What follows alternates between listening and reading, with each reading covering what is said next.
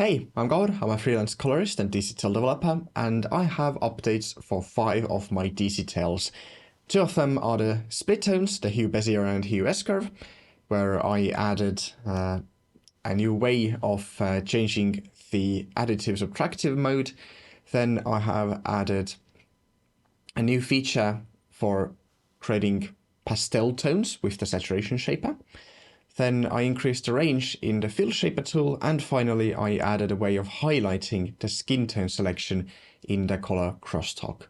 Well, without further ado, let's head over to DaVinci Resolve and check them out. So, the Hue S-Curve Split-tone version 1.4. This has 4 new things. First off, if I add some shifting and enable the curve, we have the subtractive and additive options now as sliders, where before it was a drop down. And you can modify above middle gray and below middle gray separately. Then I added strength sliders for all 3 neutral zones. So where before you could only set the width of the zone, now you can also set the strength or how much the neutral zone affects the curve.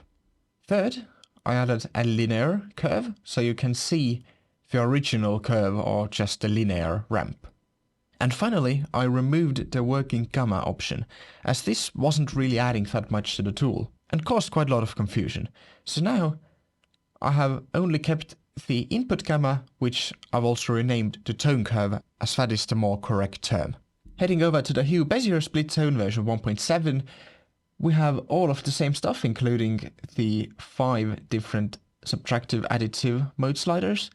We have the strength sliders for each of the neutral zones, the linear and pivot options for the curve, and the tone curve option left, so removing the working gamma. But we also have on the show curve the targets option. This shows the RGB targets of each of the sections of curve. This helps visualize what the targets you're setting and how the curve reacts to them, as adjacent parts of the curve influence each other. Moving on to the color Crosstalk version 1.2.1, we have the skin tone anchoring highlight checkbox. This allows you to see precisely which hue is being anchored, where before you had to offset the skin tone blindly. Now you can set it exactly to your skin tones and not worry about the hue being changed.